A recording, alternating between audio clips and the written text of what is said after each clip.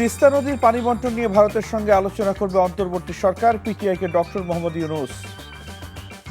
BDR বিদ্রোহ নিয়ে 15 বছর পর মুখ খুললেন জেনারেল মঈন। হাসিনা সরকারের বিরুদ্ধে তদন্তে অসহযোগিতার অভিযোগ।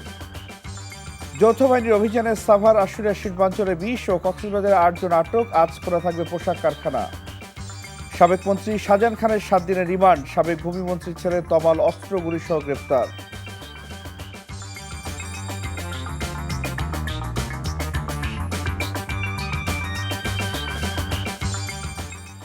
আসসালামু আলাইকুম। রাইসুল হক চৌধুরী স্বাগত জানাচ্ছি এনটিভির মধ্যরাতের খবরে। ক্রাউন সিমেন্ট শিরোনাম দেখছিলেন, এবার পুরো খবর। তিস্তা নদীর পানি বণ্টন চুক্তির বিষয়ে মতপার্থক্য দূর করার উপায় নিয়ে ভারতের সঙ্গে আলোচনা করবে বাংলাদেশের অন্তর্বর্তী সরকার। শুক্রবার ভারতের পিটিআইকে দেওয়া সাক্ষাৎকারে এই কথা জানিয়েছেন প্রধান উপদেষ্টা ডক্টর মোহাম্মদ ইউনূস। তিনি বলেন, দুই দেশের মধ্যে পানি বণ্টনের বিষয়টি অবশ্যই আন্তর্জাতিক আইন অনুযায়ী হতে হবে। এছাড়া সীমান্তে হত্যা নিয়েও নানা কথা বলেছেন ডক্টর ইউনূস। কাজী ইফতেখার শুভর ডেস্ক রিপোর্ট। বাংলাদেশ এবং ভারতের মধ্যে তিস্তা নদীর পানি বণ্টন চুক্তি দীর্ঘদিন ধরেই অমীমাংসিত। এই ইস্যুতে ভারত সরকারের সঙ্গে একাধিকবার আলোচনা করলেও আলোর মুখ দেখেনি বহুল আলোচিত বিষয়টি। তবে তিস্তা নদীর পানি বণ্টন চুক্তির বিষয়ে মতপার্থক্য দূর করতে ভারতের সঙ্গে আবারও আলোচনায় বসবে বাংলাদেশ। ভারতীয় বার্তা সংস্থা প্রেস ট্রাস্ট অফ ইন্ডিয়া পিটিআইকে দেওয়া সাক্ষাৎকারে প্রধান উপদেষ্টা ডক্টর মোহাম্মদ ইউনূস একথা জানিয়েছেন। সাক্ষাৎকারটি শুক্রবার প্রকাশ করে পিটিআই। বাংলাদেশ সরকার প্রধান বলেন, ভারত এবং বাংলাদেশের মধ্যে পানি বণ্টনের বিষয়টি অবশ্যই আন্তর্জাতিক আইন অনুযায়ী হতে হবে। ভাটির দেশ হিসেবে বাংলাদেশের অধিকার সমুন্নত রাখার সুনির্দিষ্ট দাবি রয়েছে বলেও উল্লেখ করেন তিনি। সাক্ষাৎকারে প্রধান উপদেষ্টা বলেন, তিস্তা থেকে পানি পাওয়ার পরিমাণ বিষয় নয়, কিন্তু পানি বণ্টন সমস্যার সমাধান হতে হবে। বাংলাদেশের বন্যা পরিস্থিতি এবং এই বন্যার জন্য ভারতকে দায়ী করে ঢাকার গণমাধ্যমে প্রকাশিত খবর প্রসঙ্গে মোহাম্মদ ইউনূস বলেন, চুক্তি সইয়ের আগে এমন সংকট মোকাবেলায় একটি মানবিক দৃষ্টিভঙ্গি গ্রহণ করা যেতে পারে। ঢাকার সরকারি বাসভবন থেকে পিটিআইকে দেওয়া সাক্ষাৎকারে সীমান্ত হত্যাকে একতরফা হিসেবে আখ্যা দেন তিনি। দেশ দখলের জন্য কেউ অনুপ্রবেশ করে না জানিয়ে অবিলম্বে বেআইনি হত্যাকাণ্ডের বন্ধের দাবি জানান প্রধান উপদেষ্টা। একই সঙ্গে দক্ষিণ এশীয় আঞ্চলিক সহযোগিতা সংস্থা সার্কের চেতনার পুনরুজ্জীবন হওয়া দরকার বলেও মন্তব্য করেন বাংলাদেশের সরকার প্রধান ও শান্তিতে নোবেলজয়ী ডক্টর মোহাম্মদ ইউনূস। কাজী ইফতেখার শুভ, এনটিভি ইন্টারন্যাশনাল ডেস্ক। এদিকে আন্তর্জাতিক আইন না মেনে ভারত ও বাংলাদেশের সীমান্ত নদীগুলোতে ভারতের অবৈধ বাঁধ নির্মাণের প্রতিবাদে ত্রিপুরার ডুম্বুর বাঁধ অভিমুখে লং মার্চ শুরু করেছে ইনকিলাব মঞ্চ নামের একটি সংগঠন। শুক্রবার সকালে রাজধানীর শাহবাগ থেকে এই লং মার্চ শুরু করে তারা। লং মার্চ পূর্ব সংক্ষিপ্ত আলোচনায় বক্তারা বলেন, ভারত অভিন্ন নদীর পানি নিয়ে বাংলাদেশের সাথে অমানবিক বাঁধ ব্যবস্থা তৈরি করে বাংলাদেশের ক্ষতি করছে। ভারতের আগ্রাসনের বিরুদ্ধে অভিন্ন নদীগুলোর পানির ন্যায্য হিস্সা পেতে এই লং মার্চকে সফল করার আহ্বান জানান তারা। বলেন, উজানে ভারতের বাঁধ বাংলাদেশের জন্য একটি মরণ ফাঁদ। লং মার্চটি কুমিল্লা হয়ে ফেনীতে পৌঁছেছে। পৃথিবীর বহু দেশে শুধু বাঁধ মানুষকে বাঁচিয়ে দিয়েছে, নদীকে বাঁচিয়ে দিয়েছে। আন্তর্জাতিক নিয়ম হচ্ছে, ভারত যখন কোনো বাঁধ করবে তার স্টেক হোল্ডার বাংলাদেশকে জানাবে। অথচ কি লজ্জা, আপনারা জানেন ভারত গত 50 বছরের বেশি সময় ধরে আমাদের প্রত্যেকটা আন্তঃসীমান্ত নদীতে আমাদেরকে না জানিয়ে, আমাদেরকে না ডেকে তারা একের পরে এক বাঁধ নির্মাণ করেছে। পিলখানায় বিডিআর বিদ্রোহর ঘটনা নিয়ে 15 বছর পর মুখ খুললেন 111-এর আলোচিত সেই সময়ে সেনাপ্রধান জেনারেল মঈন আহমেদ। ওই ঘটনার সঠিক তদন্ত করে প্রকৃত দোষীদের বিচারের দাবি জানিয়েছেন তিনি। নিজের ইউটিউব চ্যানেলে বিডিআর বিদ্রোহের ঘটনা নিয়ে নিজস্ব বক্তব্য তুলে ধরেন আলোচিত এই সাবেক সেনাপ্রধান। যখন আমি সেনাবাহিনীর পক্ষ থেকে আদেশ দিয়েছি তদন্ত আদালতের, তখন আমাকে বলা হলো যে সরকার যখন তদন্ত আদালত করছে, তখন আবার সেনাবাহিনীর পক্ষ থেকে এই আদালতের প্রয়োজনটা কি, এই তদন্ত আদালত করতে যেসব জিনিস প্রয়োজন তা সেভাবে সরকার থেকে আমরা সাহায্য পাইনি। তদন্ত আদালতের নেতৃত্ব দিয়েছেন লেফটেন্যান্ট জেনারেল জাহাঙ্গীর আলম চৌধুরী, ওনাকে যে টার্মস অফ রেফারেন্স দেওয়া হয়েছে তিনি তা সম্পন্ন করতে পারেননি। কারণ হলো যারা এর সাথে জড়িত ছিল তারা মোস্টলি জেলে ছিল, এবং যারা বিভিন্ন আলোচনায় এদের সাথে যুক্ত ছিল তাদেরও স্টেটমেন্ট নেওয়া সম্ভব হয়নি। পুনরায় সম্পূর্ণ তথ্য বের করে এবং কারা এর সাথে জড়িত দেশে এবং বাহিরে তা নির্ণয় সক্ষম হবেন।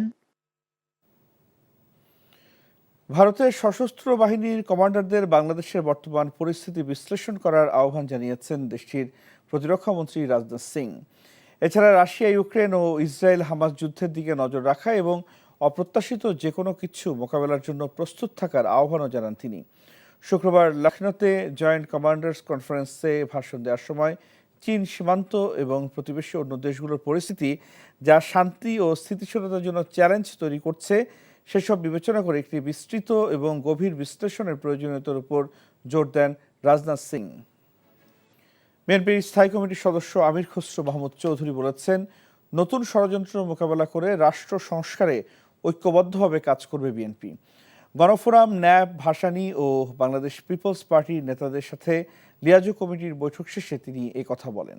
শুক্রবার বিএনপি চেয়ারপারসনের গুলশান কার্যালয়ে এই বৈঠক অনুষ্ঠিত হয়। বৈঠকে গণফোরামের নেতৃত্ব দেন দলটির সভাপতি মোস্তফা মহসিন মন্টু, আর বিএনপি নেতাদের মধ্যে দলটির স্থায়ী কমিটির সদস্য আমির খসরু মাহমুদ চৌধুরী এবং ভাইস চেয়ারম্যান বরকতুল্লাহ বুলু বৈঠকে অংশ নেন। এছাড়া ন্যাব ভাসানীর পক্ষে নেতৃত্ব দেন দলের চেয়ারম্যান অ্যাডভোকেট আজহারুল ইসলাম এবং বাংলাদেশ পিপলস পার্টির নেতৃত্ব দেন মোহাম্মদ বাবুল সর্দার চাখারি। পরে আমির খসরু মাহমুদ চৌধুরী বলেন, নতুন সকল ষড়যন্ত্র মোকাবেলায় ঐক্যবদ্ধভাবে কাজ করবে যুগপৎ আন্দোলনের সাথীরা। আমাদের যুগপথের যে ঐক্যটা, সেই ঐক্যটা আমরা অটুট রাখছি, কারণ দেশের বর্তমান প্রেক্ষাপটে এখানে নানা ধরনের ষড়যন্ত্র চলছে। যারা দেশকে অস্থির করতে চাচ্ছে, আমাদের অর্থনীতিকে অস্থির করতে চাচ্ছে, আমাদের এখানে ঐক্যবদ্ধ প্রচেষ্টা থাকবে। বর্তমান সরকারের যেটা কাজ করছে আমাদের জাতীয় ঐক্যের পরিপ্রেক্ষিতে আমরা দেশে একটা বড় ধরনের পরিবর্তনের মাধ্যমে নতুন বাংলাদেশ গড়ার যে প্রত্যয়, সেটার জন্য আমরা সকলে কাজ করছি। রাজধানীর ধানমন্ডি থানায় দায়ের করা মোতালিব হত্যা মামলায় সাবেক মন্ত্রী ও আওয়ামী লীগের সভাপতি মণ্ডলীর সদস্য শাহজাহান খানের 7 দিনের রিমান্ড মঞ্জুর করেছে আদালত। শুক্রবার বিকেলে তদন্তকারী কর্মকর্তা ঢাকা মহানগর হাকিম আদালতে 10 দিনের রিমান্ড আবেদন করেন। শুনানি শেষে ঢাকা মহানগর হাকিম মাহবুব আহমেদ 7 দিনের রিমান্ড মঞ্জুর করেন। গত 4 আগস্ট রাজধানীর ধানমন্ডি এলাকায় ছাত্র জনতার আন্দোলনে যোগ দেন আব্দুল মোতালিব। পরে তিনি বুকে ও গলায় গুলিবিদ্ধ হয়ে মারা যান। এই ঘটনায় হত্যা মামলায় শাহজাহান খানকে 23 নম্বর আসামি করা হয়েছে। গত বৃহস্পতিবার রাতে ধানমন্ডি থেকে পুলিশ তাকে গ্রেপ্তার করে। এই শাহজাহান খান যখন ছাত্র কোটা বিরোধী আন্দোলন যে চলছিল, শান্তিপূর্ণ আন্দোলন, সেখানে তিনি আজকে 14 দলের সাথে একসাথে একাত্মতা প্রকাশ করে বিগত 4/8/2024 তারিখে ছাত্র জনতার উপর প্রয়োগ করার কারণেই এই আব্দুল মোতালিব কিন্তু ঘটনাস্থলে গুলিবিদ্ধ হয়ে মৃত্যুবরণ করেন। বিজ্ঞ আদালত ঘটনা শুনে এই যেহেতু আব্দুল মোতালিব মারা গিয়েছেন ঘটনাস্থলে, এর কারণে এই আসামির বিরুদ্ধে বিজ্ঞ আদালত সন্তুষ্ট হয়ে 7 দিনের রিমান্ড মঞ্জুর করেন। সাবেক ভূমিমন্ত্রী শামসুর রহমান শরীফ ডিরুর ছেলে শিরহান শরীফ তমালকে অস্ত্র গুলিসহ গ্রেপ্তার করেছে র্যাব। বৈষম্য বিরোধী ছাত্র আন্দোলনের শিক্ষার্থীর উপর হামলার ঘটনায় দায়ের করা মামলার পলাতক আসামি তিনি। বৃহস্পতিবার দিবাগত রাতে পাবনার ঈশ্বরদী এলাকা থেকে তাকে গ্রেপ্তার করা হয়। এ সময় তার কাছ থেকে একটি বিদেশি পিস্তল, একটি ম্যাগাজিন, 4 রাউন্ড গুলি, 10 পিস ইয়াবা ও একটি প্রাইভেট কার জব্দ করা হয়েছে। ব্যবসা প্রতিষ্ঠান ও মুক্তিযোদ্ধার বাড়িতে হামলার অভিযোগ রয়েছে তার বিরুদ্ধে। ক্রমবর্ধমান অস্থিরতার মুখে শিল্পাঞ্চল সাভার ও আশুলিয়ায় শুরু হয়েছে যৌথ বাহিনীর অভিযান। এখন পর্যন্ত এই অভিযানে আটক করা হয়েছে 20 জনকে। এদিকে অভিযানের প্রভাবে শুক্রবার শিল্পাঞ্চলের পরিবেশ ছিল শান্ত। কড়া নিরাপত্তায় উৎপাদনে ফিরেছে পোশাক কারখানাগুলো। শনিবার থেকে পোশাক কারখানাগুলো খোলা থাকবে বলে জানিয়েছে বিজিএমইএ। আরও জানাচ্ছেন জাহিদুর রহমান। টানা কয়েকদিনের অস্থিরতার মুখে অশান্ত ছিল শিল্পাঞ্চল আশুলিয়া। নানা দাবি দাওয়া নিয়ে শ্রমিকরা কাজ বন্ধ রেখে পথে নামায় ক্রমশ নাজুক হয়ে উঠেছিল শিল্পাঞ্চলের পরিবেশ।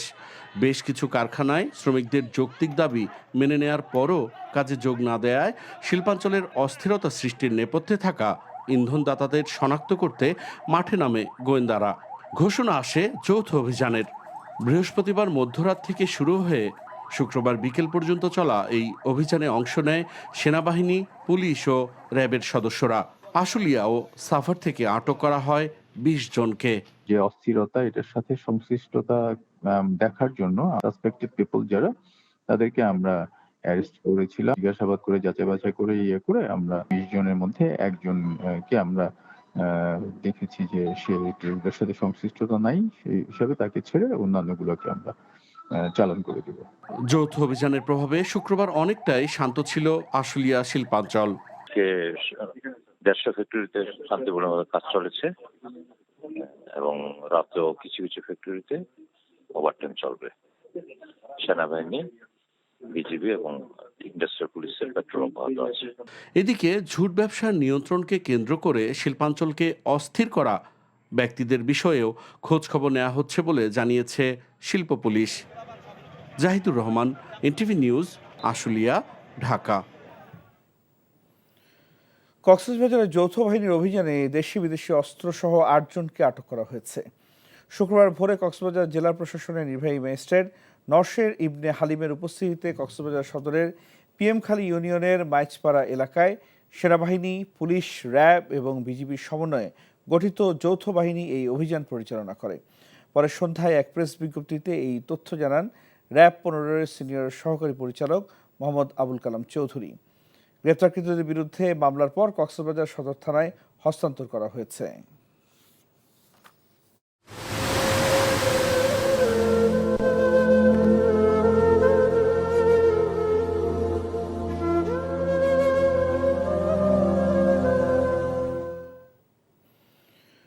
নদী ভাঙে, সাথে ভাঙে শেষ ঠিকানা। স্মরণকালের ভয়ানক বন্যায় ছোট ফেনী নদীর পার ভেঙে তলিয়ে গেছে সোনাগাজীর চর মজলিশপুর ইউনিয়নের কাটাখিলা গ্রামের বাড়িঘর। এখনও বসতভিটা হারানোর আতঙ্কে গ্রামবাসী।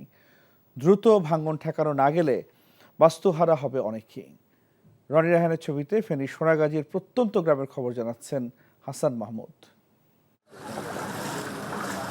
উজান থেকে হঠাৎ করে নেমে আসার ঢলে হুড়মুড় করে ছোট ফেনী নদী উপচে ভেঙে পড়ে সব কিছু।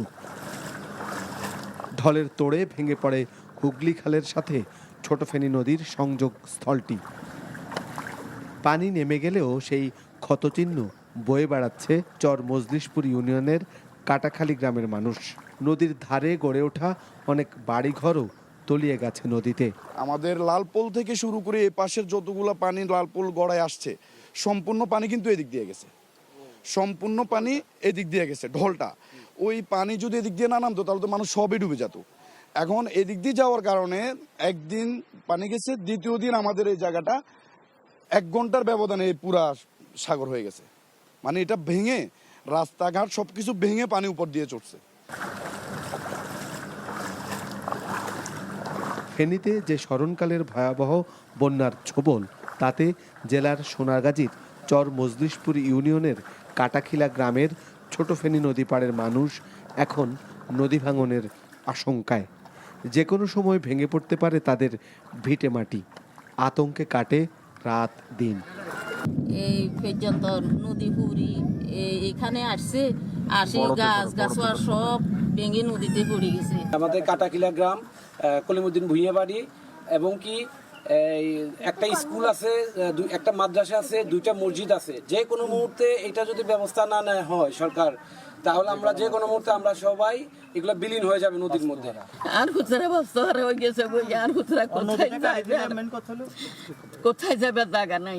এই হচ্ছে নদীর ভাঙন এবং এই হচ্ছে ঘর। এই ঘরটি তারা কিন্তু 4 হাতের সম্মান হবে, তারা কিন্তু ইতিমধ্যে কিন্তু এই বাড়িটি সরিয়ে নিয়েছে। নদী ও খাল সংস্কার করে নোয়াখালীর কোম্পানিগঞ্জের ভেঙে যাওয়া মুসাপুর ক্লোজার ঠিক করার দাবি এলাকাবাসীর।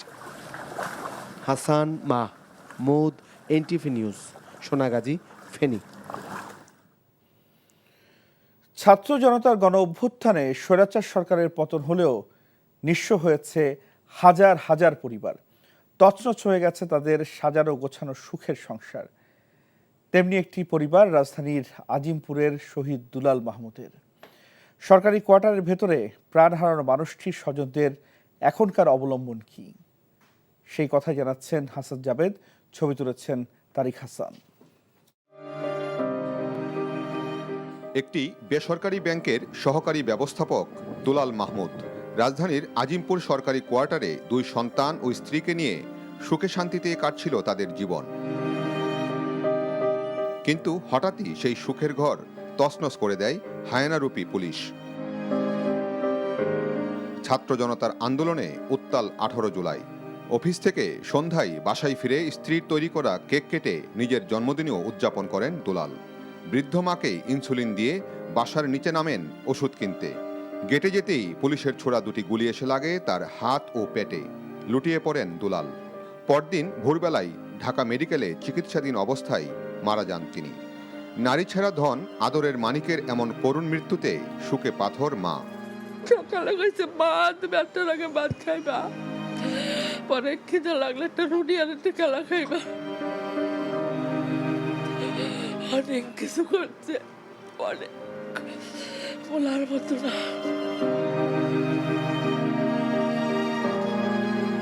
দুলালের স্ত্রী ফারহানা রহমান সরকারি প্রাথমিক বিদ্যালয়ের সহকারী শিক্ষিকা। 8.5 বছরের সংসার জীবনে স্বামীর সাথে আছে অনেক সুখ স্মৃতি। সেই স্মৃতিগুলো নিয়েই কাটাতে চান সামনের দিনগুলো। সব আমাদের শেষ হয়ে গেল, আমাদের আর কিছু রইল না। একটা সুস্থ, মানে হাসতে হাসতে একটা সুস্থ মানুষ নাই হয়ে গেল, নাই।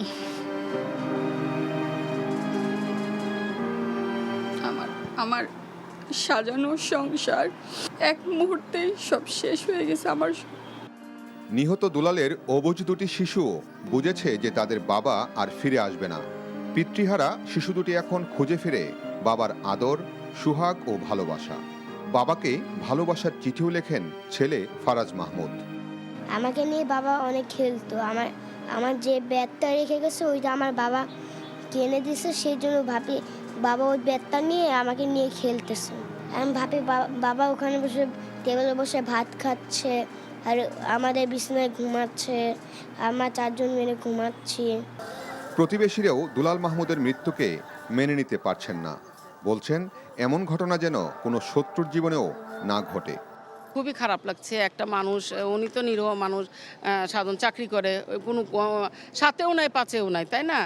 তো ওনার জন্য মনে পড়লে খারাপ লাগে।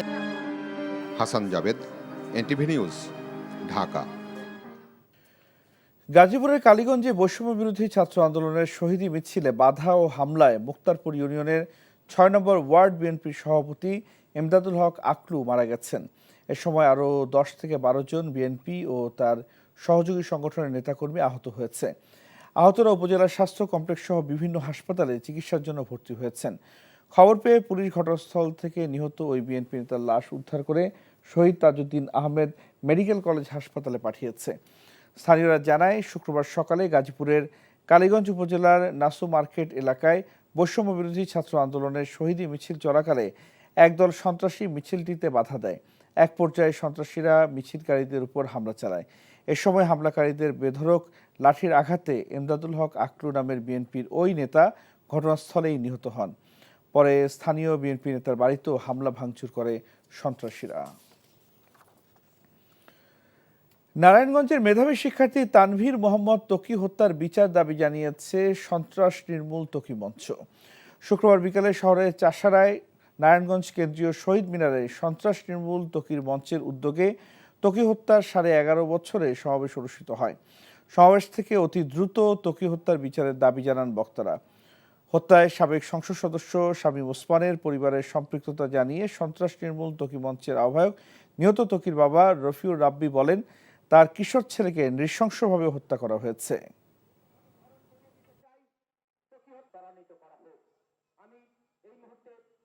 নৃশংসভাবে এই হত্যাকাণ্ড সংগঠিত করে তারা নারায়ণগঞ্জের মানুষকে বুঝাতে চেয়েছে যে তাদের বিরুদ্ধে গেলে কি পরিণতি হতে পারে।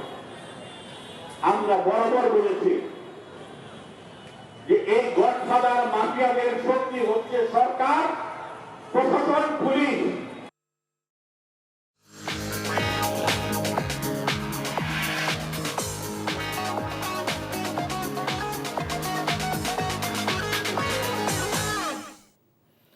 নগদ নিবেদিত অর্থনীতির খবর। আবারও চড়া মুরগির বাজার। সপ্তাহের ব্যবধানে কেজিতে 20 থেকে 30 টাকা বেড়েছে মুরগির দাম, বেড়েছে রসুনের দামও। কেজি প্রতি বিক্রি হচ্ছে 240 টাকা। শুল্ক কমানোর ঘোষণার কোনো প্রভাব পড়েনি আলু ও পেঁয়াজের দামে। মেজবা হাসানের রিপোর্ট। সরকার পরিবর্তনের 1 মাসের মাথায়ও বাজারে তেমন প্রভাব না পড়ায় অনেকটাই হতাশ ক্রেতাদের অনেকেই। বাজারের দাম তো কমে নাকি, বাজারের দাম এই যে 120 টাকা রাখলো পেঁয়াজ, ওই কম, আগে এই দামে এসেছিল। সবজিতে মাত্র সবকিছু আমার কাছে বেশি মনে হচ্ছে, এখনো তো আগে যেমন ছিল এরকমই। গেল সপ্তাহের তুলনায় ব্রয়লার মুরগির দাম বেড়ে বিক্রি হচ্ছে 170 থেকে 180 টাকা। সোনালী মুরগি বিক্রি হচ্ছে 260 থেকে 270 টাকা। ডিমের দামে নেই কোনো স্থিতিশীলতা, একদিন কিছুটা বাড়ছে তো অন্যদিন কিছুটা কমে। কেন দামের এই ওঠানামা তার কোনো সদুত্তর নেই ব্যবসায়ীদের কাছে। হঠাৎ করে দাম বাড়ার কারণ হলো মার্কেটে মাল কম আসতেছে। ছোট মুরগিটা 62 কিনছি, বড় মুরগিটা 60 টাকা কিনছি। এখন মাসের প্রথম সপ্তাহে তো এখন ওই কাস্টমার একটু বাজার আছে, আবার শুক্রবার একটু 10 টাকা বেশি এমনি থাকে, বিশেষ শুক্র শনি এই 3 দিন একটু বেশি থাকে। কিছু সবজির দাম অল্প কমেছে, তবে অধিকাংশ সবজির দামই বাড়তি। বৃহস্পতিবার দাম নিয়ন্ত্রণে সরকারের পক্ষ থেকে আলু ও পেঁয়াজের শুল্ক কমানোর ঘোষণা দেওয়া হয়, তবে এ দুটো পণ্য বিক্রি হচ্ছে আগের বাড়তি দামেই। পেঁয়াজের কেজি 110 থেকে 120 টাকা, আর প্রতি কেজি আলু বিক্রি হচ্ছে 55 থেকে 60 টাকায়। আবার বেড়েছে রসুনের দাম, কেজি বিক্রি হচ্ছে 240 টাকায়। আলু 55 টাকা করে কেজি, যেটা গত সপ্তাহে 55 টাকা ছিল। রসুনের বাজারটা একটু চড়া, যেটা 220 টাকা ছিল গত সপ্তাহে, কিন্তু এখন 240 টাকা হয়েছে। রুই, তেলাপিয়া ও পাঙাশের মতো মাছের দাম কিছুটা বেড়েছে। আগের বাড়তি দামে বিক্রি হচ্ছে ইলিশ, টালমাটালে এই বাজারে স্বস্তি ফেরেনি স্বল্প আয়ের মানুষদের। দাম একটু বেশি হয়, মানে শাক দাম, ডুমুরা শাক 40 টাকা, 5 শাক 10 হাজার বেতন পেয়ে আমরা মাংস কিনে বিদ্যা, মাছই কিনে বিদ্যা। 2 সপ্তাহের ব্যবধানে 2 থেকে 3 টাকা বেড়েছে চালের দাম। বাড়তি দামে বিক্রি হচ্ছে গরু ও খাসির মাংস। Mezba Hasan, NTV news, Dhaka. প্রবাসের খবর। আগামীতে দল ক্ষমতায় আসলে প্রবাসীদের লাশ বিনা খরচে দেশে পাঠানোর আশ্বাস দিয়েছেন সৌদি আরব বিএনপি নেতৃবৃন্দ। এনটিভি জেদ্দা প্রতিনিধি মাসুদ সালিম জানান, পশ্চিমাঞ্চলে কর্মরত রিপোর্টার্স অ্যাসোসিয়েশনের সাংবাদিকদের সাথে মত বিনিময় সভায় এই আশ্বাস দেন তারা। সভাপতিত্ব করেন পশ্চিমাঞ্চল বিএনপির আহ্বায়ক কমিটির সদস্য সচিব মনিরুজ্জামান তপন। এতে উপস্থিত ছিলেন পশ্চিমাঞ্চল যুবদলের সভাপতি আব্দুল মান্নান, নুরুল আমিন। সাংবাদিকদের মধ্যে উপস্থিত ছিলেন পশ্চিমাঞ্চল রিপোর্টার্স অ্যাসোসিয়েশনের সভাপতি MY আলাউদ্দিন, সাধারণ সম্পাদক বাহারউদ্দিন বকুর সহ আরও অনেকে। সংযুক্ত আরব আমিরাতে দিনে দিনে বৃদ্ধি পাচ্ছে বাংলাদেশি প্রতিষ্ঠান। এনটিভি আমিরাত প্রতিনিধি মামুনুর রশিদ জানান, আজমানের সানাইয়া লাকি রাউন্ড বোটস্থ হালফান মসজিদের বিপরীতে আলদিফ টাইমিং সার্ভিস নামে আরও একটি বাংলাদেশি প্রতিষ্ঠানের যাত্রা শুরু হয়েছে। বাংলাদেশি ব্যবসায়ী মোহাম্মদ মুজিবুল হকের প্রতিষ্ঠানটির উদ্বোধন করেন কোম্পানির স্পন্সর খালেদ বিন ফয়সাল। উপস্থিত ছিলেন মোহাম্মদ মোজামেল হক, মোফাজ্জল হক, মোজাহেরুল হক সহ আজমান সানাইরা স্থানীয় প্রবাসী বাংলাদেশিরা। খবর শেষ করছি, যাবার আগে ক্রাউন সিমেন্ট শিরোনামগুলো আরেকবার। তিস্তা নদী পানি বন্টন নিয়ে ভারতের সঙ্গে আলোচনা করবে অন্তর্বর্তী সরকার, পিটিআইকে ডক্টর মোহাম্মদ ইউনুস। বিডিআর বিদ্রোহ নিয়ে 15 বছর পর মুখ খুললেন জেনারেল মঈন, হাসিনা সরকারের বিরুদ্ধে তদন্তে অসহযোগিতার অভিযোগ। যৌথ বাহিনীর অভিযানে সাভার, আশুলিয়া, শিল্পাঞ্চলে 20 ও কক্সবাজারে 8 জন আটক, আজ খোলা থাকবে পোশাক কারখানা। সাবেক মন্ত্রী শাহজাহান খানের 7 দিনের রিমান্ড, সাবেক ভূমিমন্ত্রীর ছেলে তমাল অস্ত্র গুলিসহ গ্রেফতার। এই ছিল মধ্যরাতের খবরে। এই খবরের ভিডিও আপডেট জানতে ভিজিট করুন এনটিভি অনলাইন www.ntv.com। এছাড়া এনটিভি জনপ্রিয় সব অনুষ্ঠান ও খবর আপডেট জানতে ভিজিট করুন আমাদের ইউটিউব ও ভেরিফাইড ফেসবুক পেজ। সকাল 7:30 সকালের খবর দেখার আমন্ত্রণ রইল। ধন্যবাদ সবাইকে।